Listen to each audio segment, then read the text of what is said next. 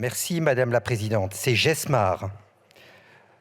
Monsieur le Ministre, Monsieur le rapporteur, mes chers collègues, le texte que nous examinons aujourd'hui, issu d'une commission mixte paritaire dans laquelle nous avons réussi à nous accorder avec nos collègues sénateurs, clôt un travail de recodification essentiel afin de clarifier et rendre plus lisibles les dispositions du Code monétaire et financier applicables en Outre-mer.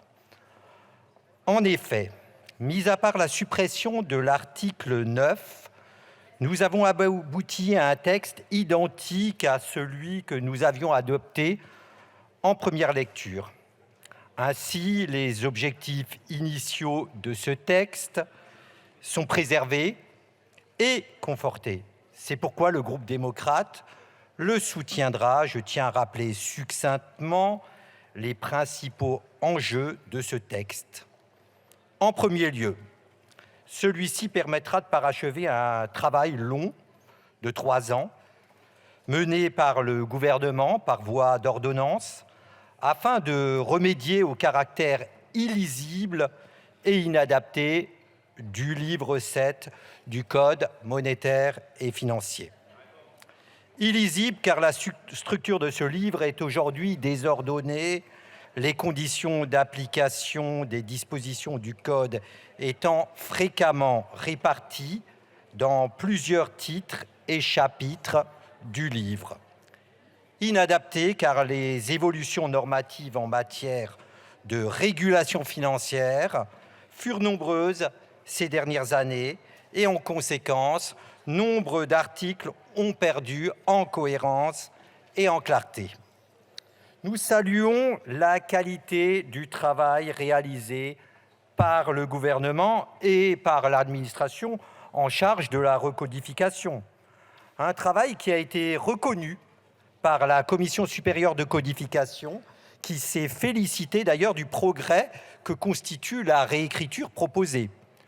En ratifiant les ordonnances, nous accordons une valeur législative à ces changements, évitant ainsi leur obsolescence et préservant les efforts considérables déployés pour cette recodification.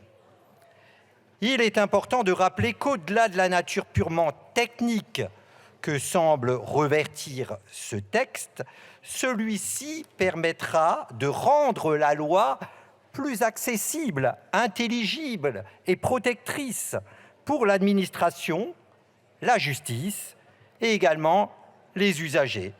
De plus, au-delà de la recodification, ce projet de loi prévoit des mesures de modernisation des instituts IEDOM et IOM, renforçant ainsi leur rôle dans les territoires d'outre-mer. L'article 7 de ce projet de loi permettra d'établir des échanges de données statistiques entre l'IEDOM et l'INSEE, ce qui renforcera la qualité des analyses économiques et financières dans ces territoires, tandis que l'article 8 accordera à l'IOM la possibilité de noter la situation financière des entreprises volontaires et de participer ces informations avec les acteurs impliqués dans la prévention et le traitement des difficultés des entreprises. Ce dispositif qui consistera à prévenir avec efficacité les faillites d'entreprises. En conclusion, le groupe démocrate votera en faveur du projet de loi. Celui-ci rendra le droit bancaire et financier applicable en Outre-mer plus lisible et renforcera les institutions financières dans ces territoires. Nous soutenons cette démarche et nous sommes convaincus de son importance. Je vous remercie. Je vous remercie. La discussion générale est close. Nous allons donc maintenant procéder au scrutin.